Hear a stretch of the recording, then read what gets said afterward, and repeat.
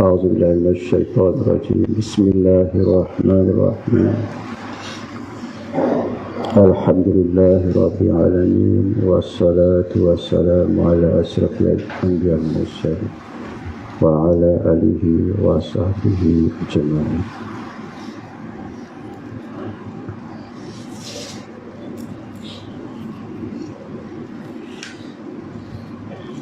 Para sahabat-sahabat, pada keluarga yang dikasihi, kita semua adalah perantau. Kita adalah semua perantau di alam ini. Kita adalah semua para musafir yang sedang berjalan di alam ini. Bagaikan kapal yang berlayar menuju satu pulau.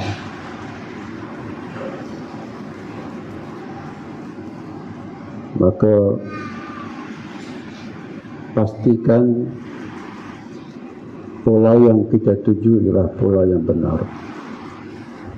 Pastikan kompas kita adalah kompas yang benar. Dan pastikan bekalan kita bekalan yang cukup untuk kita berlayar. Janganlah berlebihan-lebihan di alam ini. Janganlah terlalu ketamakan apapun di alam ini, kerana ia pasti membebankan perjalanan kita ini. Perjalanan kita di alam ini adalah bermusafir untuk menuju ke alam akhirat. Adapun pada rohani kita ialah dia bermusafir untuk kembali makrifat kepada Allah. Apabila kita dalam keadaan gelita begini, gelap gelita, kalbu kita tidak ada merasa nikmat menyebut nama Allah, malah kita buta melihat Allah, sedangkan Allah menzahirkan segala dirinya dalam segenap penjuru kepada kita. Fa ainama tuwallu fasama wajhullah. Namun kalbu kita, jiwa kita tidak dapat menyaksikannya. Maka disitulah kita bermusafir di alam ini dengan penuh ujian-ujian nafsu, ujian-ujian dikatakan duniawi dan ujian-ujian makhluk. Sehingga disebut oleh Imam Ghazali dalam kitab Minhajul Abidin, penhalang kepada rohani kita untuk sampai kepada Allah ini ialah 4 perkara. Yang pertama ialah duniawi dan perhiasannya. Yang kedua, makhluk-makhluk yang ada di sekeliling kita. Yang ketiga ialah yang berada dalam kalbu kita, iaitu syaitan yang membisikkan. Yang keempat adalah nafsu yang ada di dalam batin kita ini. Justru itu makhluk tidak boleh kita tinggalkan makhluk. Kita kena bersama dengan makhluk, kena bersahabat. Namun pilihlah sahabat-sahabat, mereka yang membawa diri kita kepada Allah.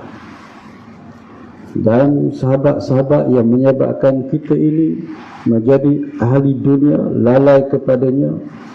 Dalam keadaan jiwa kita yang melemah ini, perlulah kita jauhi, kecuali kita perlu berurusan dengan mereka.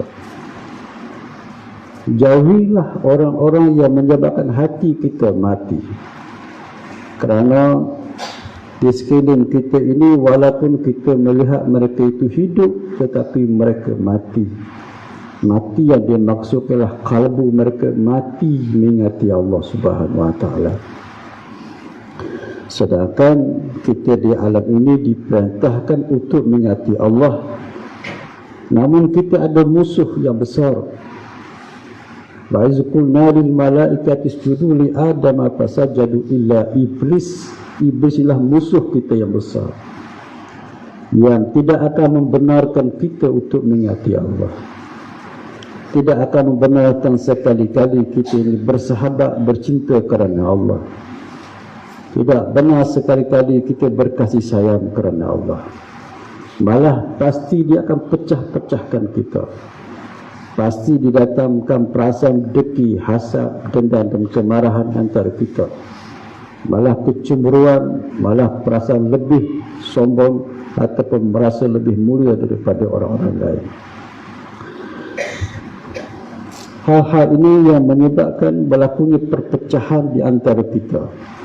Malah dalam keluarga kita, malah antara suami dan isteri, sehinggalah kepada anak-anak dan berakam-berakam kita, berakam-berakam dalam perniagaan kita, berakam-berakam dalam perjuangan kita.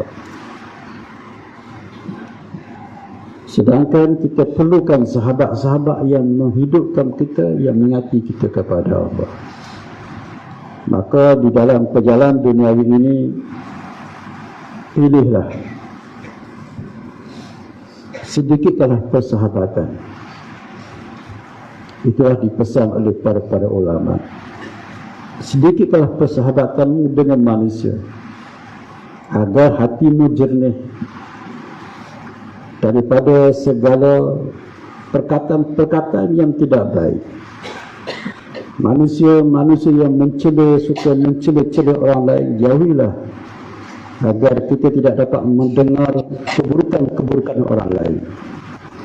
Kita mahu sibuk melihat keburukan diri kita, kerana diri kita telah terlalu banyak keaiban, keburukan di sisi Allah. Kita tidak mahu lagi menambah atau mengetahui keburukan-keburukan orang lain. Jauhilah mereka-mereka yang suka membawa fitnah ataupun membawa hal-hal yang menyebabkan kematian hati kita. Kita berurusan dengan mereka dalam hal-hal yang kita perlukan. Dalam saat kita tidak ada urusan, banyakkan bersendirian atau bersama dengan sahabat-sahabat yang mengingati kita kepada Allah. Cintalah majlis-majlis ilmu, cintalah majlis-majlis zikir. Datangilah para ulama yang menghidupkan jiwa kita kepada Allah. Dan bersamalah kita dengan para sahabat yang mengingati kita kepada Allah. Inilah ujian makhluk yang ada di sekeliling kita ini. Namun kalau diuji oleh Allah, kadang-kadang isteri kita sendiri, kadang-kadang orang-orang yang hampir kepada kita, menyebabkan kita lalai kepada Allah. Malah ada isteri diuji oleh suami yang melalaikan dia kepada Allah. Maka bersabarlah dia dan kuatkan rohani dia, perhubungan dia dengan para rohani yang hidupnya hati kepada Allah. Kuatkan perhubungan dia dengan Rasulullah sallallahu alaihi wasallam dengan perbanyakkan salawat, agar tidak goncang hatinya dengan segala hal-hal yang melalaikan dia dengan Allah daripada perbuatan orang-orang yang hampir dengannya. Yang kedua adalah perhiasan-perhiasan duniawi ini yang begitu indah. Kita sebagai seorang musafir, kita tidak boleh membawa bebanan yang banyak di dalam musafir kita. Pasti dia akan memberatkan musafir kita ini. Dia akan memberatkan kita sebagai orang yang merantau. Kita carilah sekadar bekalan yang cukup kita merantau, agar bebanan kita tidak berat. Kalau kita terlalu bercita-cita dengan dunia yang terlalu banyak, kita tidak akan ada masa dengan Tuhan kita. Kita sibuk siang dan malam mengejar duniawi, sedangkan sesuatu yang paling penting dalam hidup kita, Allah, kita lalaikan, kita tinggalkan, kita abaikan, malah kita mengambil di penghujung-penghujung masa-masa kita. Masa-masa yang lain kita habiskan dengan hal-hal yang mengambil keuntungan duniawi, dan hal-hal akhirat kita abaikan. Ulaika allazina ishtaraw ad-dalalata bil-huda fama rabihat tijaratuhum fama kanu muhtadin. Mereka yang menukarkan urusan dunia ini dengan hidayah, huda, sesungguhnya mereka orang-orang yang amat rugi. Justru itu masa kita di alam ini ialah fokus untuk mengingati Allah, untuk bermakrifat kepada Allah dan melakukan kebaikan-kebaikan yang akan membawa kita dekat dengan Allah. Apabila jiwa kita disibuk dengan perhiasan-perhiasan duniawi ini dan tidak bersifat qanaah. Qanaah ini maksudnya alhamdulillah, syukurlah apa yang Allah anugerahkan kepadaku. Lebihnya aku mau mengambil di akhirat nanti. Segala kelebihannya, kenikmatannya aku mau mengambil di sana. Janganlah sampai kita mengejar kenikmatan duniawi sehingga kita menjadi orang yang rugi di akhirat nanti. Sedangkan apa yang kita pegang di alam ini pasti kita akan tinggalkan. Dan akhirat itulah yang kekal dan abadi. Maka kita mesti menggunakan akal yang jernih ini. Fahami hidup kita mesti mengambil yang kekal yang abadi, yaitu di akhirat nanti. Ialah pesanan Nabi kita kepada kita setiap saat, setiap detik, hampir kepada wafatnya. Kerana Rasulullah sallallahu alaihi wasallam telah diutuskan untuk mengedarkan manusia, membangunkan manusia, membawa manusia kepada kehidupan yang memberi kebahagiaan kepadanya dunia dan akhirat. Sederhanakan dalam hidup kita.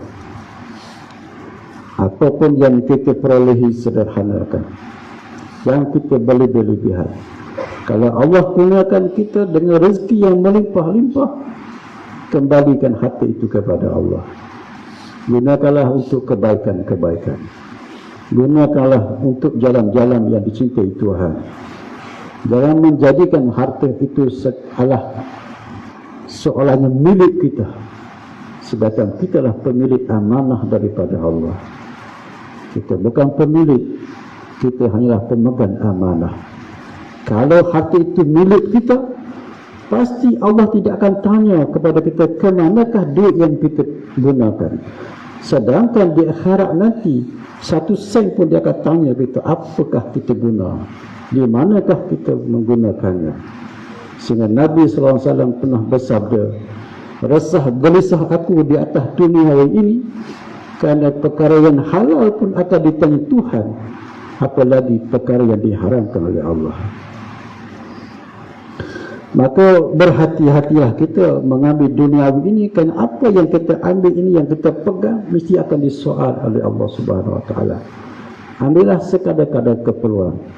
Jika diberikan kelebihan, buatlah kebaikan-kebaikan. Allah kurniakan kepada hambanya dengan pelbagai ujian. Ada Allah uji dengan nikmat yang begitu banyak, tetapi dia merasa nikmat itulah milik dia. Itu kesalahan dia. Dan dia rasa dia orang yang berjaya di dunia. Dia tidak berjaya. Dia diuji Allah dengan kekayaan. Kekayaan itu bukan kejayaan. Kekayaan adalah satu ujian Allah kepadanya.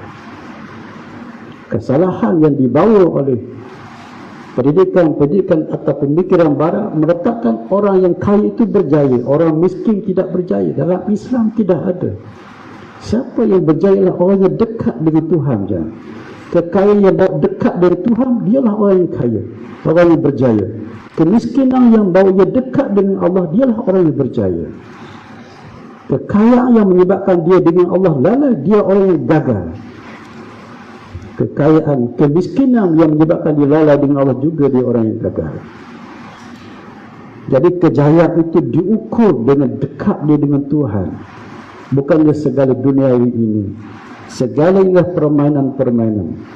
Kita sebagai orang yang diberi Quran, peganglah Quran itu sebagai hudalil muttaqin, petunjuk kepada kita. Kita jangan mengambil petunjuk-petunjuk yang lain selain daripada Al-Quran dalam kehidupan kita ini.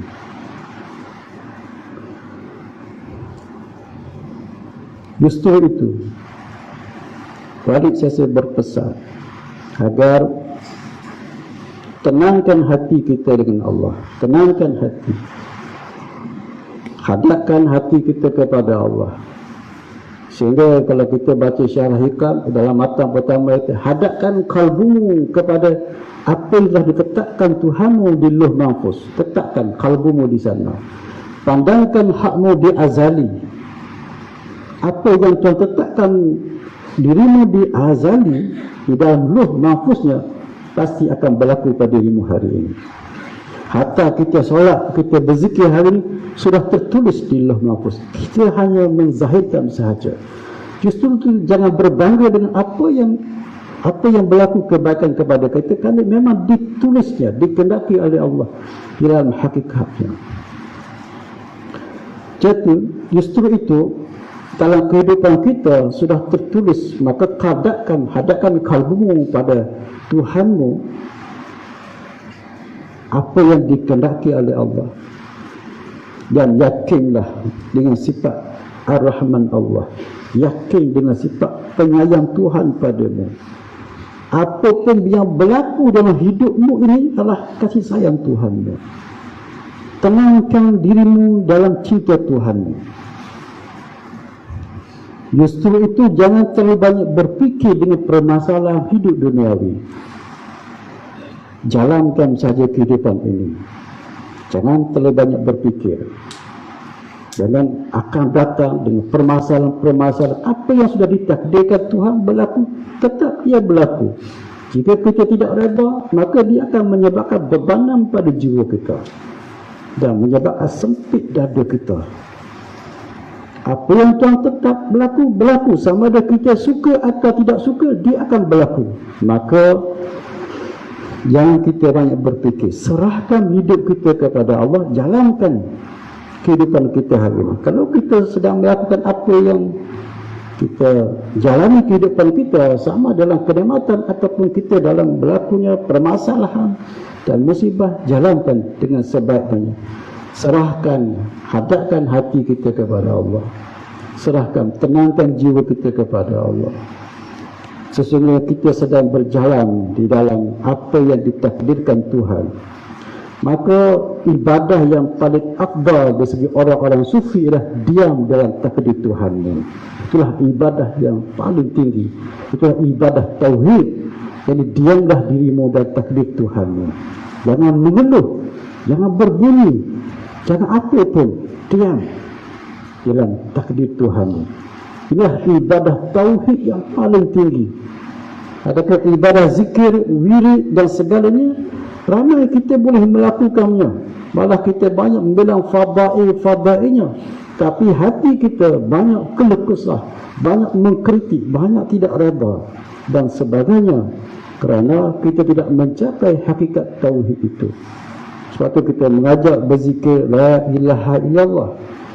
Ajarkan kalbu kita menafikan segala yang lain selain daripada Allah. Tidak aku cinta hanya padamu ya Allah. La maksud illallah, tidak aku maksudkan malaikat dirimu ya Allah. La mahbub, tidak aku cinta malaikat hanya padamu ya Allah. Sehinggalah kepada la mawjud, tidak aku melihat memandang selain padamu ya Allah. Itulah yang dikehendaki dalam kita berzikir la ilaha illallah.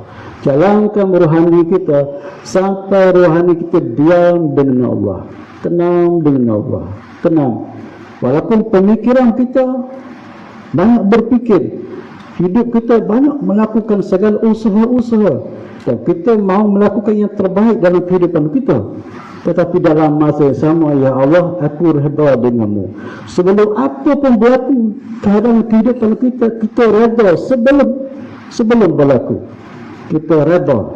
Apa yang Tuhan nak tetapkan kita di hadapan hati, kita sudah reda walaupun perkara itu belum lagi berlaku. Itu yang dikatakan orang yang menyerah dirinya kepada Allah, maka dia menjadi orang yang tenang. Dia hanya hadapkan dirinya, ya Allah, engkau redalah padaku. Dia hanya mencari reda Tuhannya, dia hanya mencari cinta Tuhannya. Dia tidak peduli apakah yang Tuhan mahu lakukan di atas dirinya. Sama ada Allah cederakan dia, Allah mahu luka-lukakan dia, Allah mahu pukul dia, dan Allah mahu belai dia, Allah nak selimutkan dia, Allah nak peluk dia, Allah nak pukul dia, dia terima semuanya. Asalkan hati dia dalam pelukan Tuhannya. asalkan hatinya mendapat keredaan Tuhannya. Itu hanya dicarinya. Aku tidak mencari yang lain, ya Allah. Aku tidak mencari selain itu. Aku mencari redha-Mu, ya Allah. Sehinggalah kematianku Engkau redha, ya Allah. Di akhirat nanti Engkau redha aku, ya Allah. Itulah sebenarnya hamba Allah. Kerana dia redha kepada Allah, lantaran jiwanya telah mencapai mutmainnah. Ya ayyuhan nafsul mutmainnah, irji ila rabbiki radiyatan mardiyah, fadkhuli fi ibadi. Dia redha kepada Allah, maka Allah redha padanya. Fadkhuli fi ibadi, wahai hamba yang redha kepadaku, fadkhuli fi ibadi, masuklah kamu dalam golongan hamba-Ku.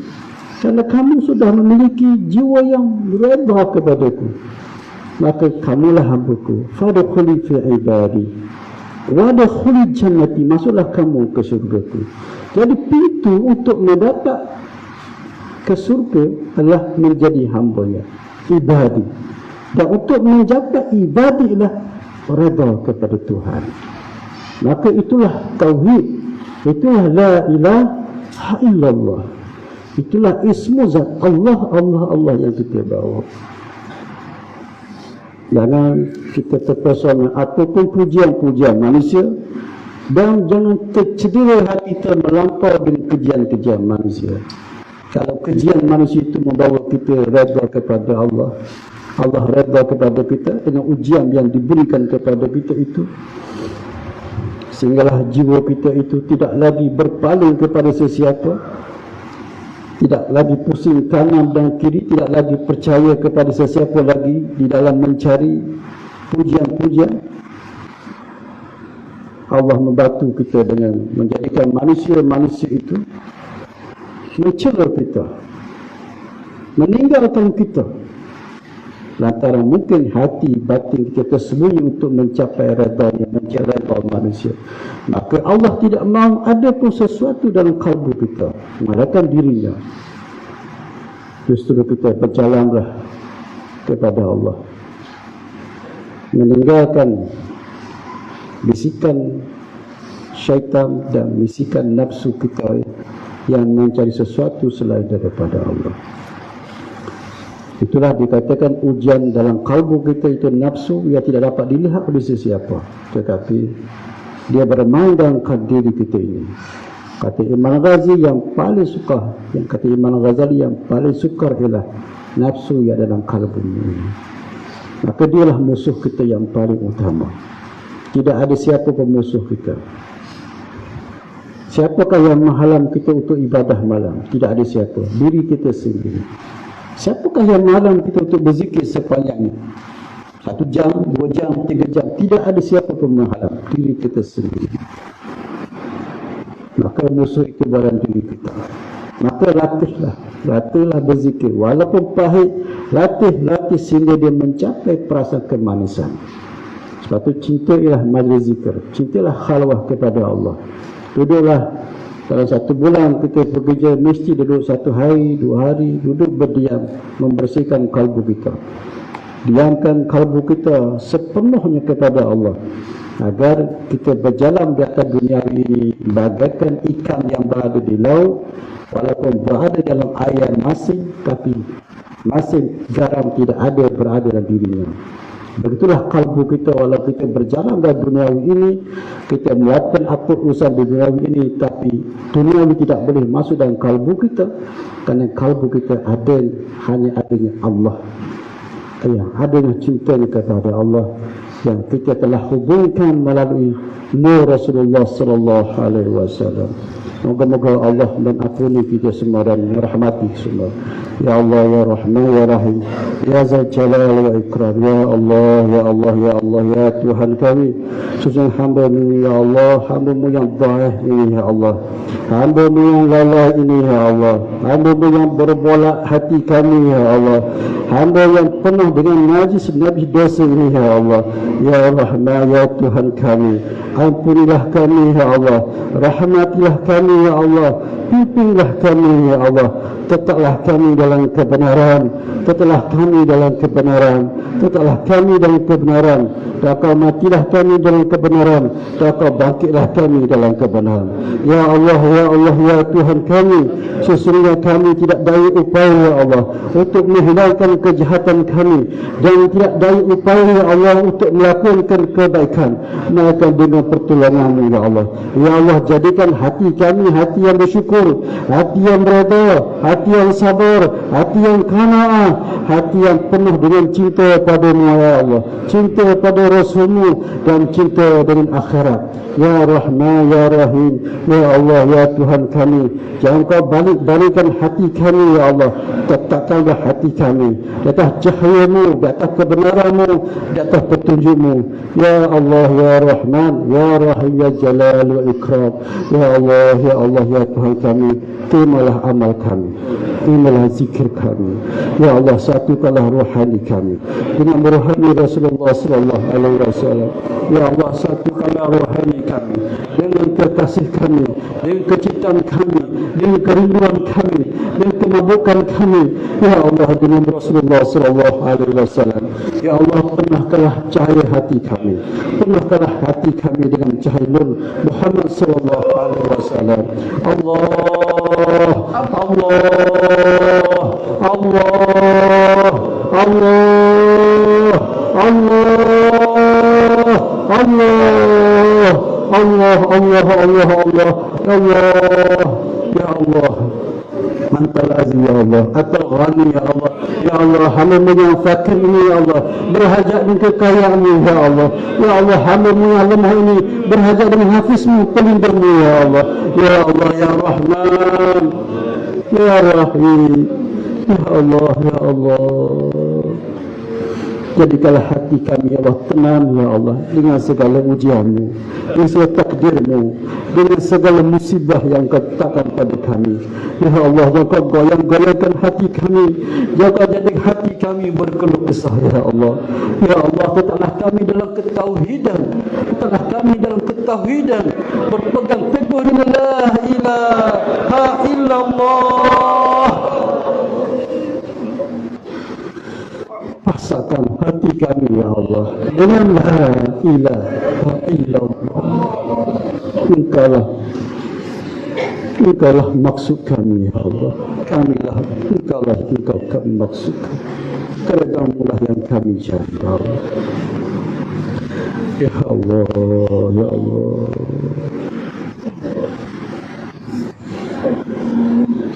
Tolonglah kami ya Allah dalam musafir ini ya Allah, dalam perantauan ini ya Allah, dalam dunia yang penuh gelap gelita ini ya Allah, dengan segala ujian di hadapan kami, dengan syaitan yang tidak tidur untuk merosakkan kami.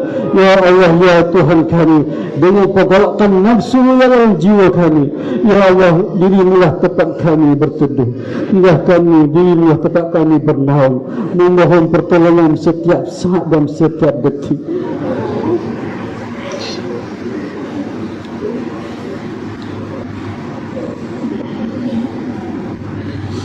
Ya Allah, Ya Tuhan kami, berilah pertolongan ya Allah pada sekalian hamba-hamba-Mu ya Allah.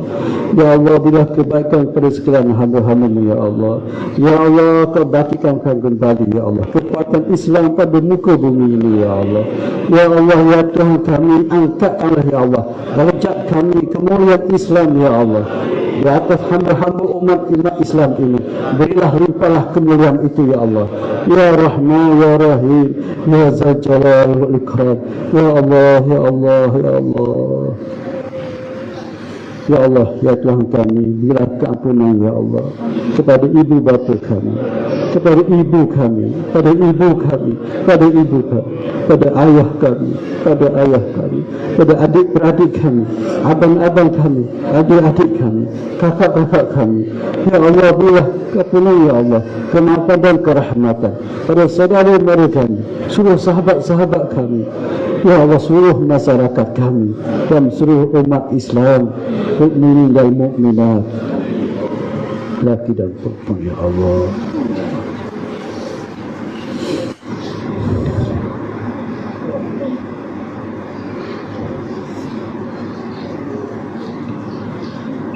Ya Allah, penuhkan jiwa kami dengan cinta, penuh jiwa kami dengan kemaafan, jiwa kami dengan kasih sayang. Rabbana taqabbal minna innaka antas samiul alim wa tub 'alaina innaka antat tawwabur rahim. Rabbana atina fid dunya hasanah wa fil akhirati hasanatan wa qina azabannar. Wa sallallahu ala sayyidina Muhammad. Subhana rabbika rabbil izzati wa salamun mursalin walhamdulillahi rabbil alamin. Al-Fatihah. Bismillahirrahmanirrahim. صراط الذين أنعمت عليهم غير المغضوب عليهم. صلى الله ربنا على النور المبين محمد المصطفى سيد المرسلين. صلى الله ربنا على النور المبين محمد المصطفى سيد المرسلين. صلى الله ربنا على النور المبين محمد المصطفى سيد المرسلين.